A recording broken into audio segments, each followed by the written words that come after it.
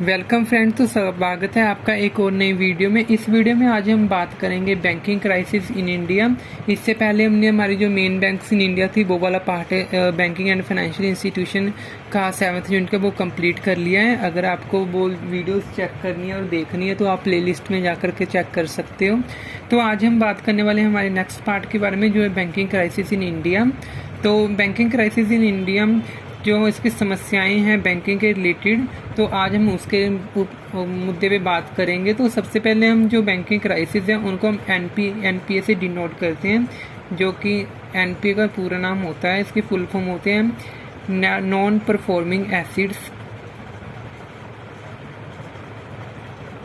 Non performing acids, अगर आपने NPA के बारे में पहले कभी नहीं सुना है या पहले आपको नहीं मालूम है तो आज आप समझ लीजिए। नॉन परफॉर्मिंग एसिड्स हमेशा टर्म जो है वो बैंक में यूज़ होती है। ये वो वाली एसिड्स होती हैं, अगर आप मान लो किसी ने बैंक से लोन लिया हुआ है, अगर वो उसने लोन को पैसा ले लिया बैंक से लोन के रूप में और उसके 90 दिनों के अंदर या और इसकी जितनी भी निश्चित टाइम किया होता है बैंक के साथ, जितना बैंक ने उसे टाइम दिया होता है, अगर अपना वो व्यक्ति लोन नहीं दोबारा रीपे कर पाता तो उसे बैंक नॉन परफॉर्मिंग एसिड समझ लेता है और वो बैंकिंग समस्याओं के रूप में आ जाती हैं, जिसे हम नॉन परफॉर्मिंग एनपीए बोला जाता है, जो कि नॉन रिकवरेबल लोन हो जाता है। तो आज हम नॉन परफॉर्मिंग एसिड्स के बारे में जानेंगे। अगर मान लो किसी ने लोन लिया हुआ है बैंक से, जब कोई ग्राहक लोन लेता है और अगर वो उसे 90 दिन या एक निश्चित समय पे नहीं लौटा पाता तो बैंक उसे नॉन परफॉर्मिंग एसिड समझ लेता है। तो ये हमारी एनपीए की डेफिनेशन होगी। मान लो कोई कस्टमर है बैंक से, उसने लोन लिया बैंक से और उसने 19 डेज और एक निश्चित टाइम पीरियड जो भी बैंक ने उसे दिया होगा, अगर उसने रीपे नहीं किया लोन तो ये बन जाएगा बैंक के लिए नॉन परफॉर्मिंग एसिड्स। तो अब हम इसके बारे में नॉन परफॉर्मिंग एसिड्स जो हमारी आती है, ये कैसे, इसके कारण क्या होते हैं, तो अब हम इसके कारण देखेंगे। नॉन परफॉर्मिंग एसिड्स के कारण कि ये नॉन परफॉर्मिंग एसिड्स के अंदर जो है वो कस्टमर या जो भी जिसने लोन लिया है वो क्यों आ जाते हैं। मान लो सबसे पहले जिस उद्देश्य के लिए लोन लिया है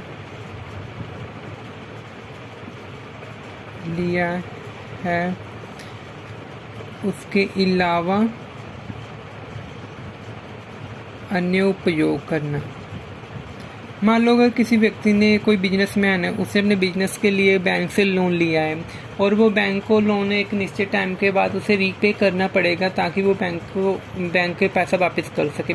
लेकिन अगर उसने जो अपने बिजनेस के लिए लोन लिया था वो पैसा अपने वो घर बनाने में खर्च कर देता है और बैंक को टाइम पे मनी रीपे नहीं कर पाता है, तो ये एक एनपीए, उस बैंक के लिए एनपीए बन जाएगा, नॉन परफॉर्मिंग एसिड्स, क्योंकि उसने वो लोन रीपे नहीं किया। और ये भी हम इसका एनपीए के कारण हो सकता है कि उसने लोन अपने बिजनेस में यूज़ नहीं किया बल्कि अपनी घर बनाने में यूज़ कर लिया, तो ये इसका कारण हो गया। क्योंकि अगर वो अपने बिजनेस में उस पैसे को लगाता तो उससे वो प्रॉफिट करके बैंकर लोन रीपे करता, तो बैंक ने तो उसके उसी हिसाब से दिया था, लेकिन उसने अपना घर बना लिया, तो ये हमारा एक कारण बन जाएगा नॉन परफॉर्मिंग एसिड्स का। इसके बाद हमारा जो आता है मानसून की कमी होना। मानसून की कमी का जो हमारा पॉइंट है ये एग्रीकल्चर सेक्टर पे लागू होता है। जैसे अगर कोई किसान है, अगर उसने बैंक से लोन लिया है, अगर वो बैंक को टाइम पे रीपे नहीं कर पाता, जो उसने फसल बोई थी और वो टाइम पे वो जैसा उसको वेदर की रिक्वायरमेंट थी वो वैसा वेदर ना हुआ, जैसे कभी कोई फसलें, कभी ऐसी फसलें होती हैं जिनको बारिश की रिक्वायरमेंट होती है लेकिन बारिश ना हुई होती है, ये भी इसका नेट परफॉर्मिंग, वो फसल नहीं बीज पाएगा और उसकी फसल की कटाई पूरी नहीं होगी और बैंक का वो लोन रीपे नहीं कर पाएगा, तो ये एक बैंक के लिए नॉन परफॉर्मिंग एसिड्स बन जाएगा। तो ये इसका सेकंड कारण बन गया। अभी हमारा जो थर्ड आ जाता है वो बिजनेस की असफलता।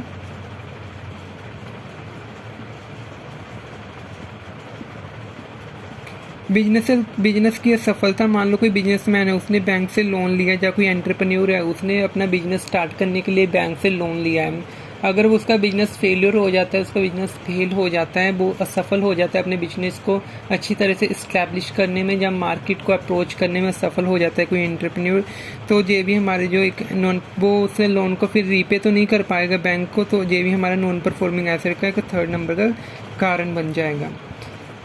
इसके अलावा निगरानी का अभाव होना,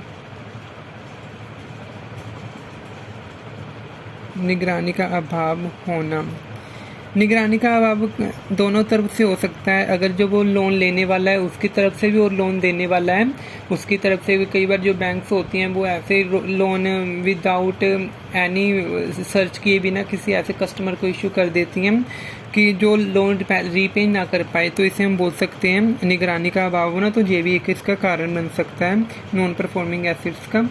इसके बाद हमारा 5th पॉइंट जो आता है प्रोजेक्ट्स का समय पर पूरा ना होना, प्रोजेक्ट्स का पूरा ना होने पाना।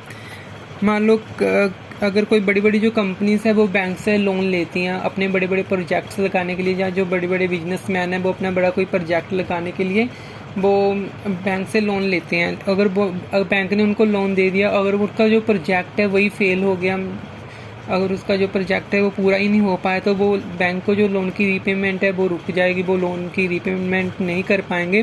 तो ये भी इसका प्रोजेक्ट का पूरा ना हो पाना ये भी इसका एक कारण बनता है नॉन परफॉर्मिंग एसेट्स का। इसके बाद जो हमारे पास आता है वो आता है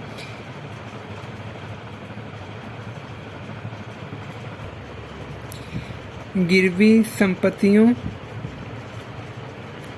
का मूल्य कम होना। इसके बाद जब कोई लोन लेता है बैंक से, अगर वो बैंक उसे बोलता है कि आपको इसके लोन के लिए कुछ गिरवी रखना पड़ेगा, तो वो कोई गोल्ड हो सकता है या कुछ भी ऐसे लैंड की रजिस्ट्री वगैरह हो सकती है जो बैंक को एज ए गिरवी रखता है कि लोन लेने के लिए, वो जब लोन रीपे कर देगा तो बैंक उसे वापस कर देगा। तो जो वो रखता है ना वो एसेट्स अपनी जो भी उसकी संपत्ति वो बैंक को गिरवी रखता है, कई बार उसकी जो वैल्यू होती है वो उसकी लोन से कम होती है। तो ये भी एक इसे निगरानी का अभाव भी बोल सकते हैं। और गिरवी संपत्तियों का जो मूल्य है वो कम होता है, वो लोन से उसकी अमाउंट जो वैल्यू होती है वो कम होती है। तो ये भी इसका रीज़न बन जाएगा नॉन परफॉर्मिंग एसेट्स का। इसके अलावा हमारे सुस्त कानूनी व्यवस्था का होना, सुस्त कानूनी व्यवस्था, सुस्त कानूनी व्यवस्था का मतलब है कि बैंक में जो laws and legislature rules and regulations है वो उसमें स्ट्रिक्टनेस ना होना, वो अच्छी तरह से लागू ना होते हैं। तो हम ये भी एक एनपीए का कारण बन जाता है। इसके हमारा जो लास्ट पॉइंट आता है करप्शन का होना, करप्शन का होना। कभी कभी आपने देखा होगा क्या होता है, जो बैंक के जो सरकारी बैंक है या प्राइवेट सेक्टर के बैंक है, किसी के भी जो अधिकारी होते हैं, जो ऑफिसर्स होते हैं, उन कई बार बैंकिंग में करप्शन पाई जाती है, जिसकी वजह से वो लोन जो लेते हैं वो रीपे नहीं कर पाते और ये नॉन परफॉर्मिंग एसेट्स में आ जाते हैं।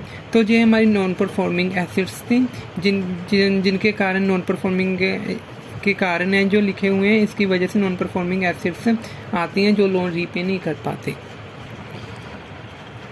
तो नॉन परफॉर्मिंग एसेट्स के कारण जानने के बाद अब हम पढ़ते हैं types of non performing assets, types of NPA. तो ये 4 तरह की होती है, 4 टाइप्स होती हैं। सबसे पहले आता है हमारे पास स्टैंडर्ड एसेट्स।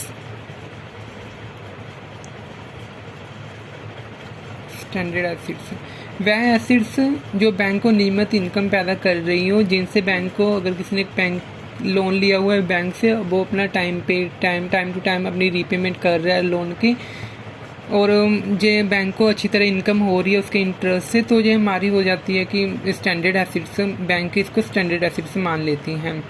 तो हम लिख लेते हैं जैसे वह एसेट जो बैंक को नियमित इनकम पैदा कर रही हो, तो इसे हम स्टैंडर्ड एसेट्स बोलते हैं। अब जो हमारी सेकंड पे आ जाती है वो आती है हमारी सब स्टैंडर्ड एसेट।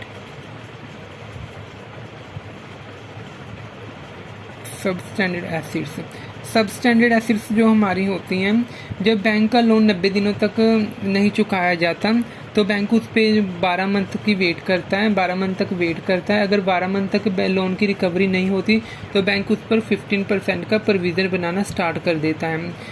जैसे कोई किसी कस्टमर ने बैंक से लोन लिया,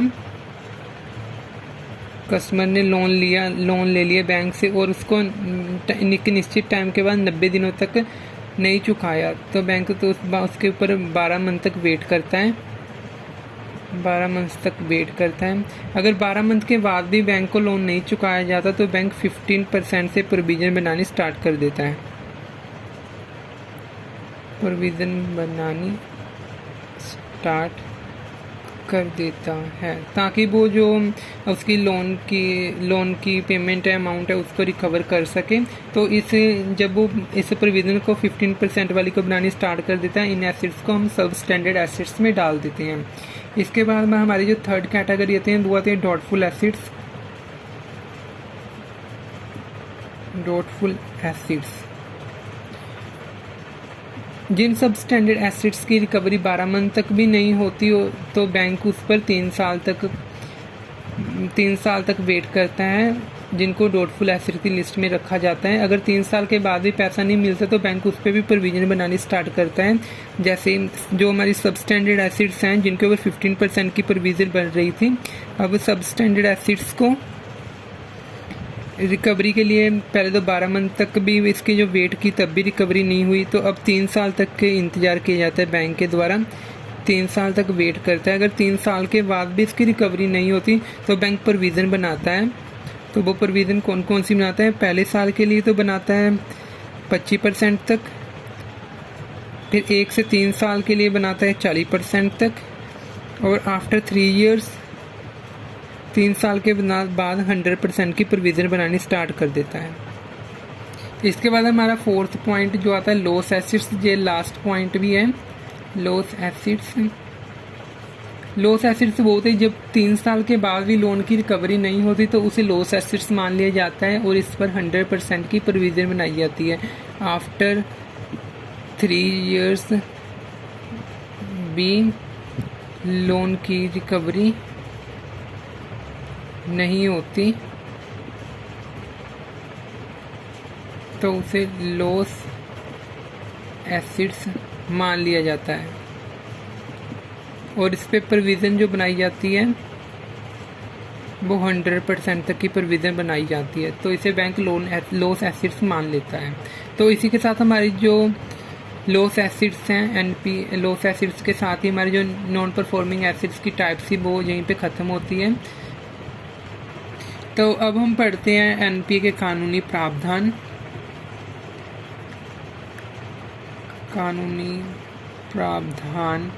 जो प्रोविजंस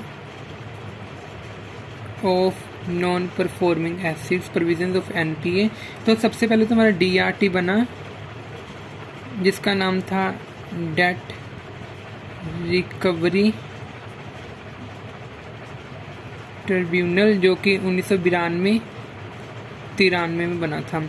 डेट रिकवरी ट्रिब्यूनल था जो हमारा 1992-93 में बना था, जो 10 लाख से नीचे की अमाउंट्स तक के लोन के लिए जो होते थे, हमारे जो भी विवाद होते थे उनके लिए डीआरटी काम करता था।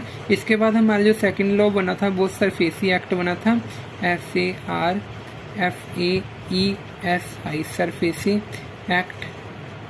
सरफेसी एक्ट का पूरा नाम था सिक्योरिटाइजेशन एंड रिकंस्ट्रक्शन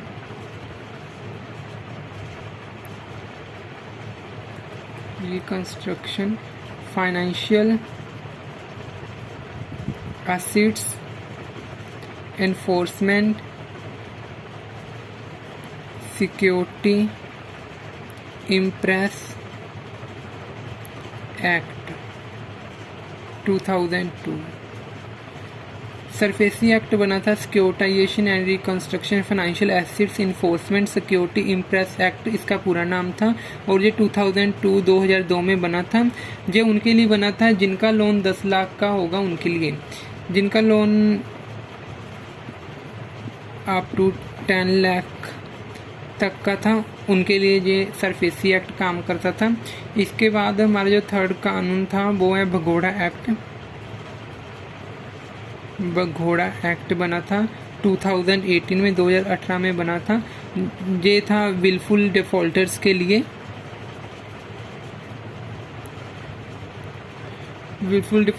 लिए। जिन्होंने 100 करोड़ से अधिक का लोन लिया हुआ था,